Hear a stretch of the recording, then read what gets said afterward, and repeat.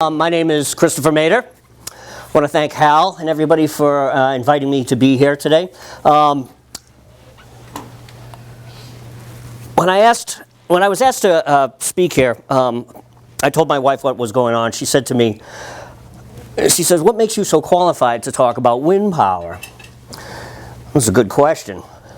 Once I started doing the research, it was unbelievable the amount of information that's actually out there. And I thought about what does make me qualified. Well, one of the things that makes me qualified is, years ago, I was on radio. I've done a lot of public speaking pretty much my entire life. I used to be a front man in a rock and roll band. I've got several songs in the Library of Congress that are copywritten. And so one of the things I've learned is that everything is 80% preparation, 20% execution, and sometimes you have things go wrong, like at the last minute things are going to go wrong. Practice, practice, practice, so that when you finally get out there, it becomes a lot easier to put on the show. I'm a writer for the Lexington Green, which is on blogspot.com. That is my website. And I run a YouTube page called The Meat and Potato Show, Conservative Talk and Awesome Rock. And Hal and I met basically through the social network, and he was basically putting out an open ad looking for somebody to come and speak today. So I decided that I'd put my name in, and he accepted. And again, thank you. So let's get started. In 1977, Jimmy Carter gave his famous malaise speech. The speech is titled Crisis of Confidence. One of the things he talked about was not only the sagging economy, but he basically told America that we would run out of oil in about 30 years. I was about, 13, 14 at the time? I believed him. I was being raised in a Kennedy liberal household. My mother worked on John Kennedy's Senate campaign, and everybody in my family has voted Democrat. Many people in my family are so left-wing that Karl Marx had to move down a seat.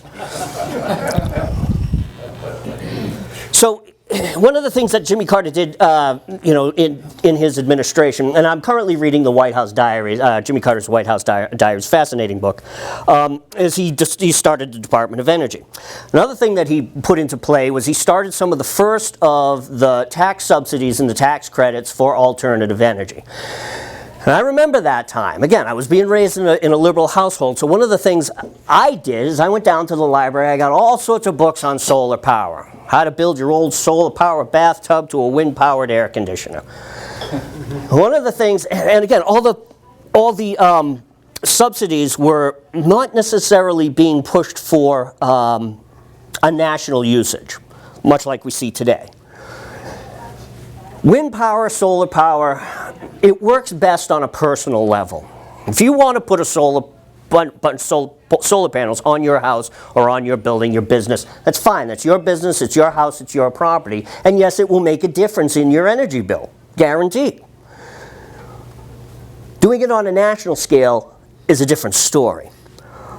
One of the things I'm going to talk about is how wind power is, how it's not only is it being nationalized, but it's spreading across into communities like this. It's not that far out of the realm to think in a few years that we could look out this window and see turbines in the distance.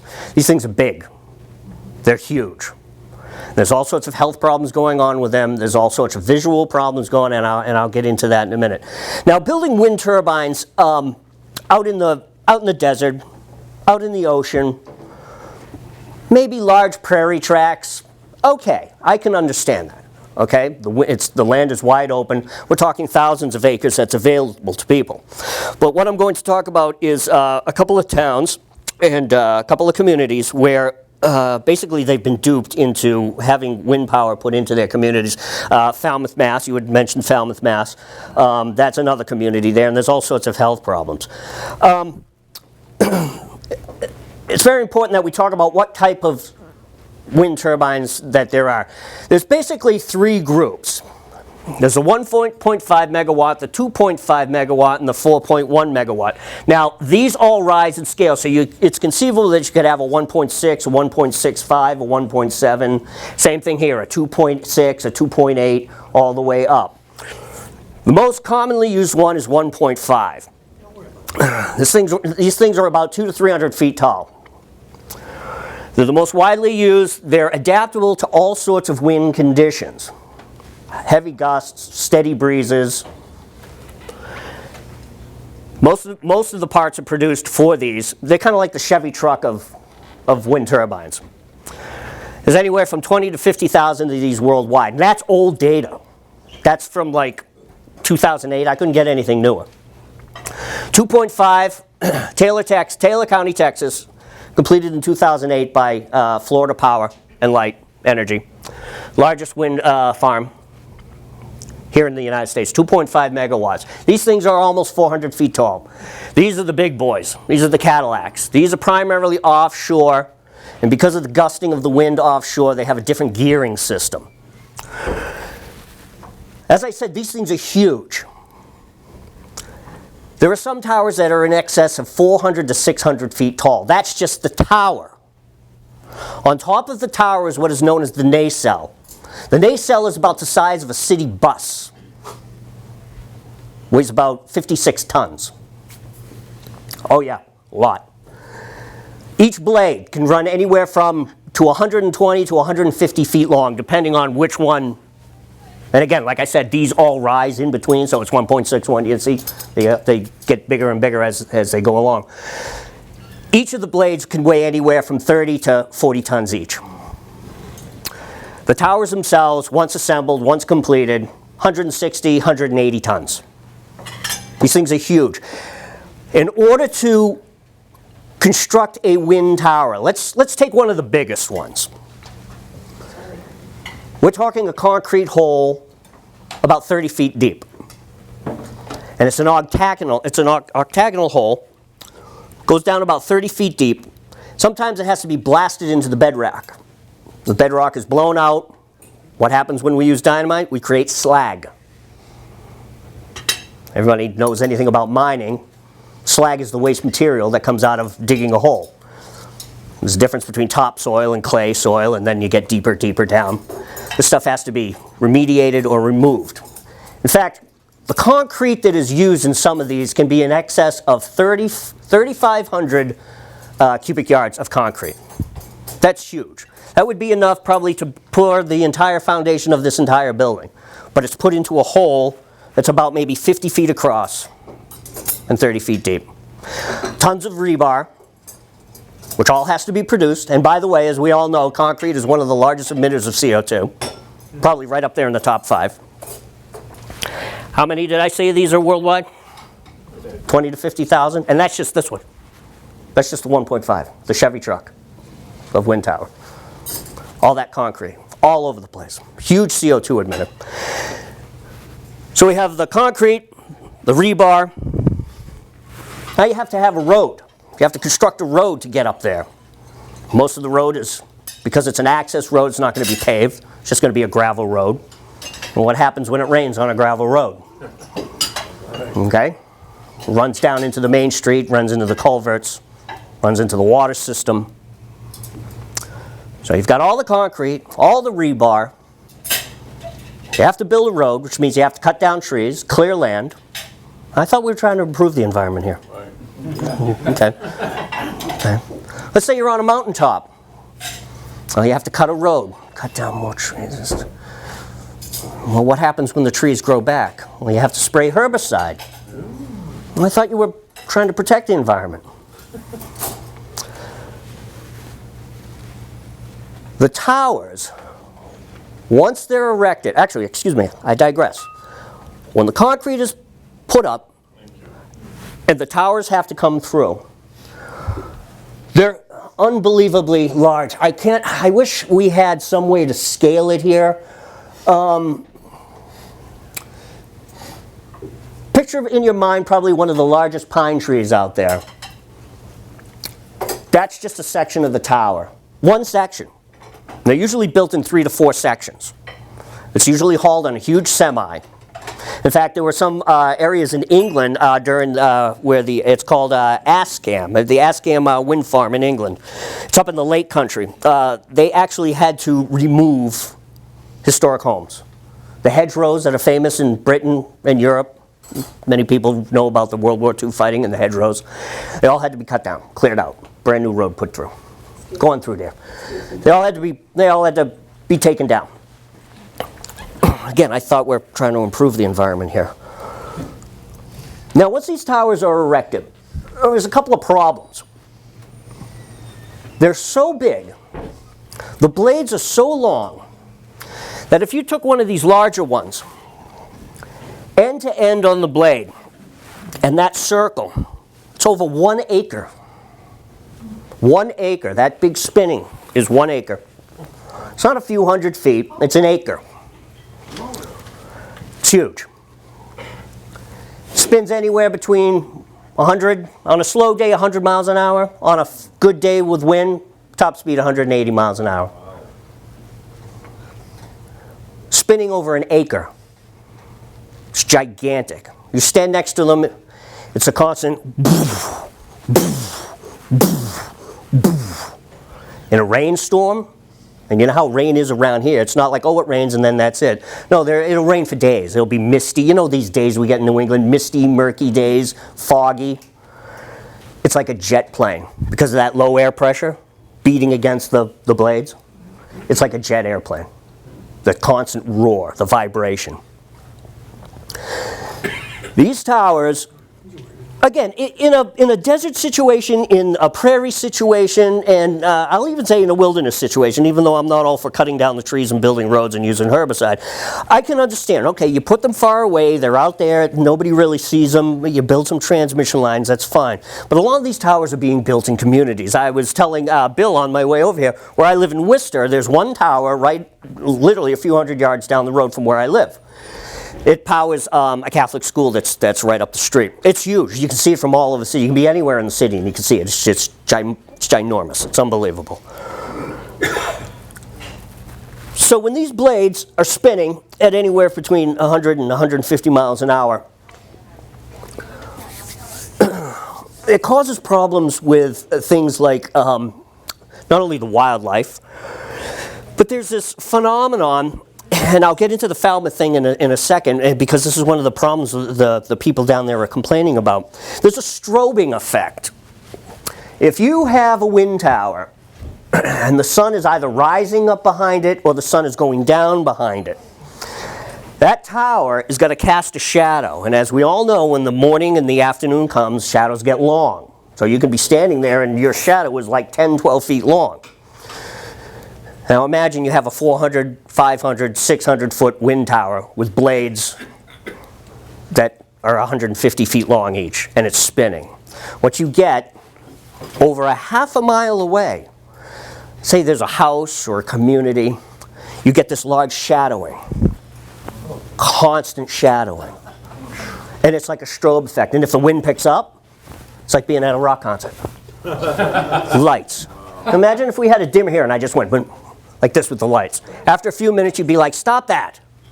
Now imagine you have to live with this day after day after day. In fact, one of the problems with some of the wind farms that are going up in communities, and some people, there's a lot of depressed farmland out there, a lot of people are trying to get leases. You know, you can't blame them. They need some extra money to help pay the bills. Property values plummet anywhere from 25 to 35%. There are some homes in adjacent to these wind farms, the realtors have been sitting on them for anywhere from 2 to 5 years. They're empty. The houses are literally dilapidated now because obviously nobody lives there, so the lawn doesn't get mowed and the windows don't get washed and the driveway doesn't get plowed. They can't sell the house because there's a wind turbine right over there. Again, out in the prairie, out in the woods, out in the desert, fine. Another problem is the setbacks.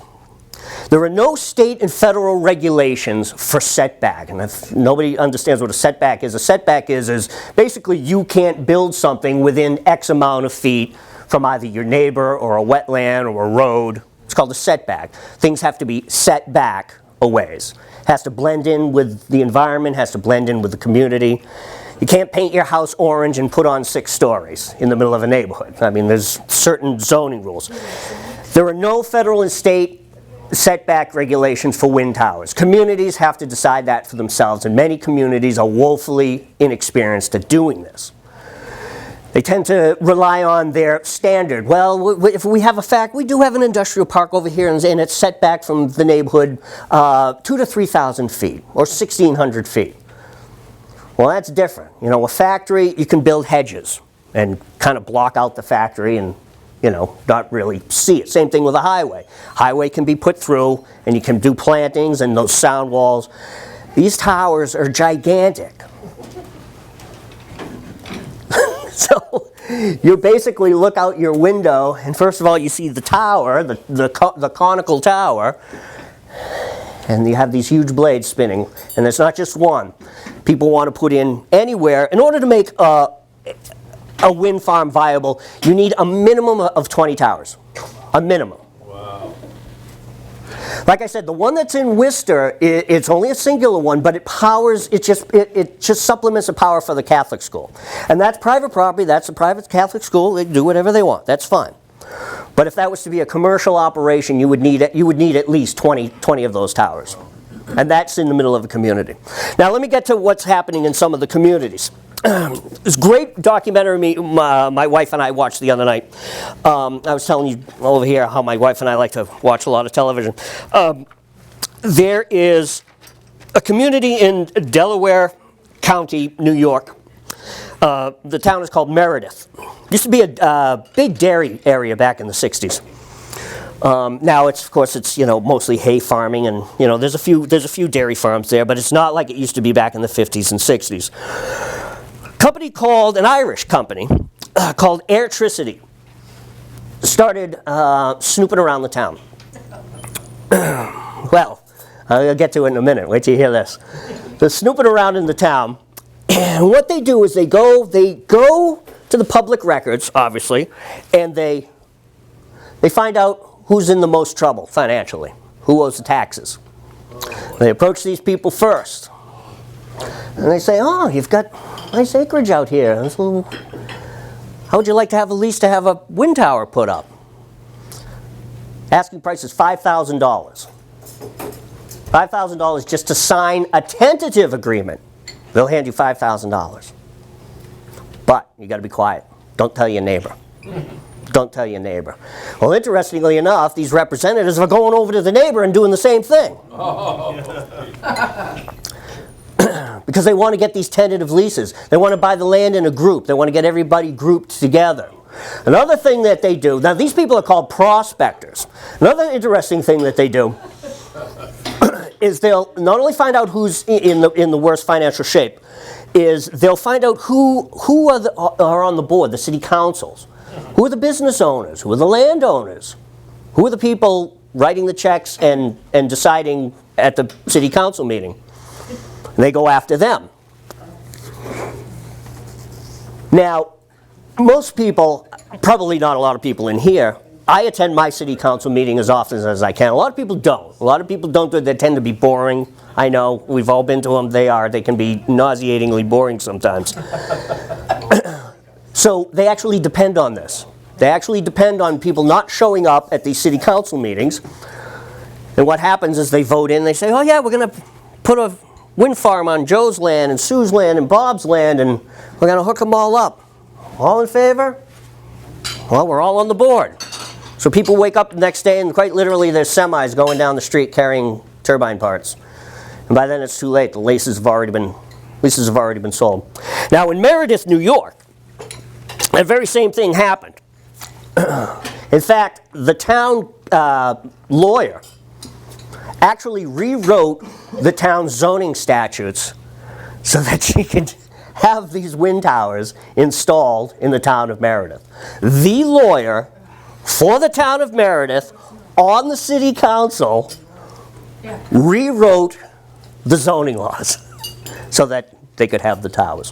What ended up happening is a small group of citizens got together and they formed a 501c, 3 or 4, I forget what it was. You know, the non-profit charity, not-for-profit, not a charity, but an activist group. They called it the Citizens Alliance for Meredith. What they started to do is they started to get everybody involved in the town. they actually ran for city council. Not only were they able to completely have everybody on the town board and the city council thrown out, they got voted in, the new people got voted in. Very first thing they did was cancel all the leases for electricity in Ireland. Unbelievable story. The documentary is called Windfall. It was produced by Laura Israel and Autumn Tarleton. I got it on Netflix. You've got to watch it. Unbelievable story. The communities next to it, the community of Lowville and Tug Hill, there in Delaware County. Not so lucky. Huge, huge tracts. Over 200 turbines in Tug Hill and Lowville alone. And we're talking, they are rural, they are farming communities, but everybody lives in these communities. Again, these towers aren't separated or far away. They're in people's backyards. People have to put up blankets in their windows. Regular shades, regular curtains don't work. They have to black out their windows. Wow. During the daytime, just to sit and watch TV or get some sleep. The roar is unbelievable. When it rains, it's even worse. And then there's a problem of fire. They're all made out of composite materials. They're not made out of metal or steel. The parts of them are, but they're mostly composite. The blades especially, carbon fiber mostly. Like a lot of modern airplanes are built today. When the nacelle catches fire, it's 300 to 600 feet up in the air. What local fire department in a town like Lowville or Tug Hill, that big, right, exactly. Yes, ma'am. Catch fire. Lightning strikes are the biggest one. I was going to cover that in a second. Lightning strikes are the biggest cause of them. And two reasons why lightning is attracted to them. One, obviously, that whole idea of something being high in the sky and out in the middle of nowhere. The nacelle, once it actually starts spinning, the nacelle is, like I said, it's the size of a city bus. If anybody's familiar with Star Trek, and the big nacelles on the side of the Enterprise, those are nacelles. What that is inside there are gears spinning. So as the turbine's spinning, there's gears spinning. That's what produces your electricity, goes down and goes into a battery or goes out into the grid. Okay? But that spinning creates an electromagnetic force, which is why when people go in to service it and work on it, they have to shut it down and let it stop. They can't go in. You go in there and you're basically inside of a giant CAT scan machine. Is what it is. So that's another reason why lightning strikes, is because you got an electrical force and then another electrical force. Eventually, they're going to. And yes, it catches fire. Other reasons why it catches fire is gearings wear out, poor maintenance, and I will cover that in a second. Wait to hear about the maintenance on this. It's virtually non-existent. So it can catch fire. Anyway, the point I'm trying to make is there's no fire departments capable of doing this, capable of fighting these fires. They're left to burn out, and because they're composite materials, PCBs, toxins, BPH, all blowing into the atmosphere. Again, I thought we were supposed to be saving the atmosphere. Another wonderful problem, what happens in the wintertime? Well, what happens around here in the wintertime? We have these things called ice storms, right? Or it rains and then everything freezes at night. When that wind turbine starts up the next day and it's covered with a coat of ice, giant flying razor blades in the sky. Hey. Upwards of 1,500 feet away from the actual site itself. They've gone through windows, they've gone through roofs. Luckily, knock on wood, no injuries, no deaths, no injuries. Nothing recorded, I couldn't find anything. That too. 50,000 bats last year. Really? 50,000 bats on their migration, killed. Unbelievable. It gets worse in the fog too. When you're up on a mountaintop or in a valley area or wherever and it's foggy, birds can't see. Ducks, migrating ducks, they can't see. They're just like you and me. You know, they go by visual.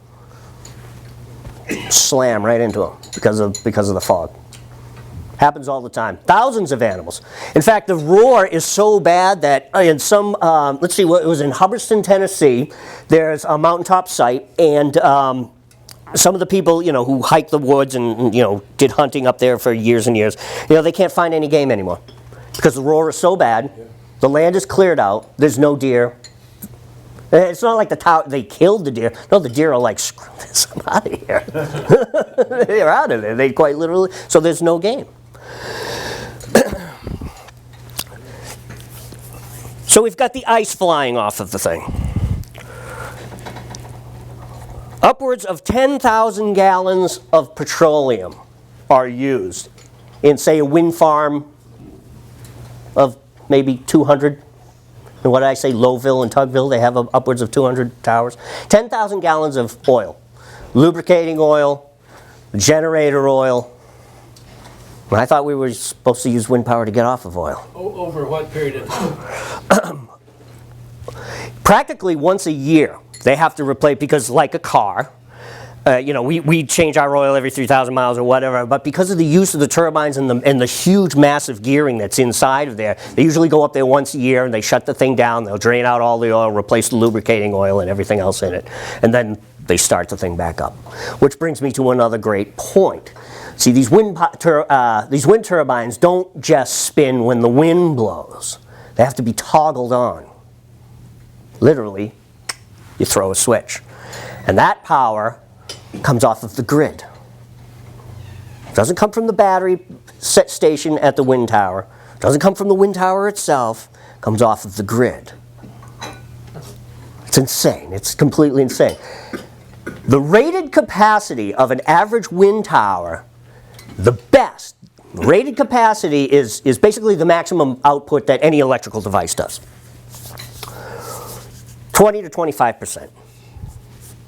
And that's optimal conditions. A 30-mile-an-hour wind blowing constantly. You're only going to get about 25% electrical output from a standard tower.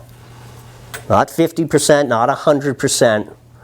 And then, of course, because wind is so fickle, we know that you get 20 to 25%, and all the wind dies up, drops down to 10%. And it fluctuates back up again. And then there are days when the tower is just shut off because the wind isn't blowing. Very low percentage. I had some figures. Denmark, they average about 16%. England's pretty good. They do about 20%. Germany actually averages about 14%. All of their farms, and in fact, the percentage is so low that if you took an average tower. What ends up happening is they build the tower, they figure it'll take 25 years for that one tower to return the investment. And that's not just the money investment, that's an energy investment. We put up these towers, what? To save energy and get us off of oil, right? Well, between the construction, the use, the maintenance, everything that goes into it, one tower, 25 years before you see any return on either money or energy. How many of these did I say were out there? And that's just this variety. 50,000, let's just take the big number, 50,000 times 25 years. And what are the chances that they won't last 25 years? That brings me to my next point. These towers are not built to last. They're throwaways. They are throwaways. In fact, many of the investors who are building these towers and financing these towers are not only energy and oil and gas companies. So when people start saying, oh, the oil getting up, they're all involved in it. Trust me. Oil and gas is, they're just involved in wind power. The biggest investors, Wall Street bankers. Bear Stearns, Goldman Sachs, all of these guys, they're all in bed. They're all in bed with that. Yeah. The tax credits? Production tax credit. Interesting thing about the production tax credit, not only do you get the tax credit because you put up a wind tower, or say you own a manufacturing business and you put up a wind tower to offset your electrical or solar, you get that tax credit. What they've managed to slip into the production tax credit is accelerated depreciation. Okay, let's say you buy a wind tower, let's say you invest in a wind farm.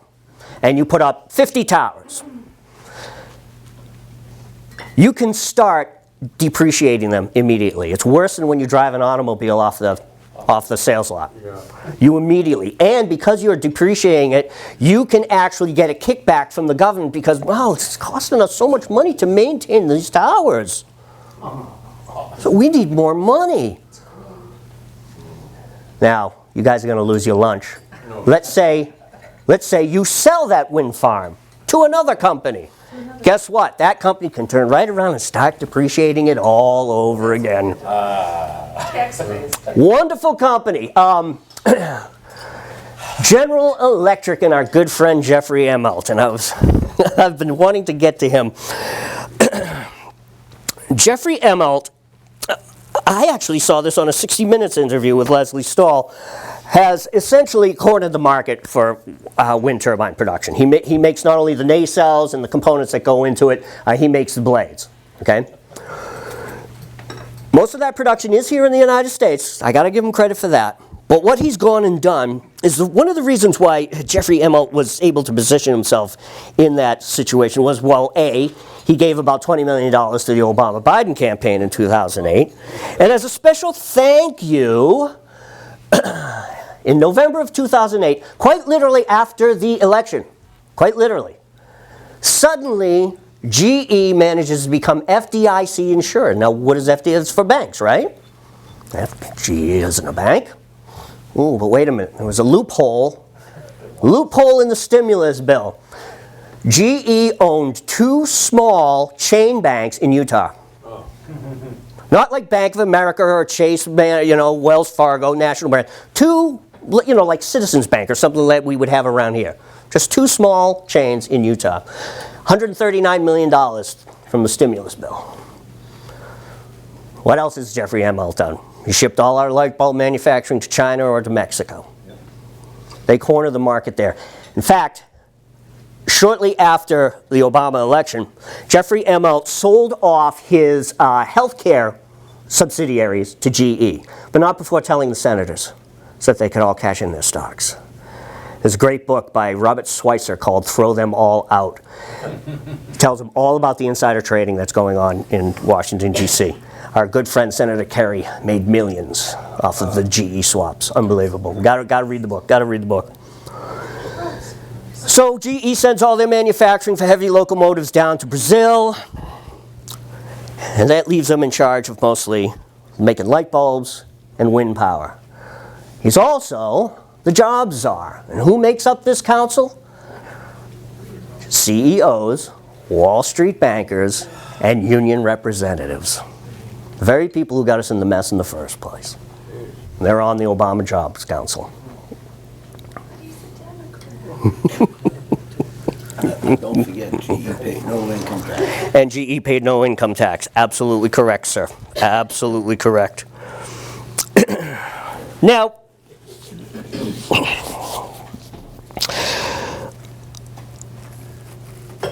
so GE is perfectly positioned to put up all these turbines, and they do them all around the world. They ship them all around the world.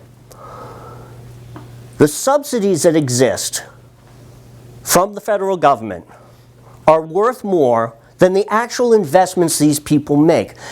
It averages about $3 million per turbine. $1 million comes from the feds, $1 million comes from the state. That leaves $1 million of the company itself, themselves to put up. But that's just seed money. They can write that off as taxes. They can get more subsidies with that $1 million. So they make their money not by the actual electrical production that they produce, because it's only anywhere from 15 to 25%. They make all their money from the subsidies. In Denmark, France, England, Germany, all of these countries that are huge European wind consumers, your electric bill is a huge surcharge because you're using alternative energy. Your bill isn't cheaper. It's kind of like Obamacare. It's not cheaper. It's not cleaner. It's not better. You're getting charged more for it. And it shows up every month in your bill. Interestingly enough, in countries like Denmark, 70% of the electricity produced by their entire wind farms is sold to another country. Just like when we drill for oil here in the United States, very few of us use our own oil. We sell it somewhere else. In 2003, in Denmark, what they did is they actually did a CO2 measurement of the local atmosphere. Despite everything that they had done to increase wind power, increase the farms going all over the country, CO2 still rose another 7.3%. Does very little to offset CO2. We'll have questions informally just for the sake of time. Thank you. You're doing an incredible job, and Chris will be around with the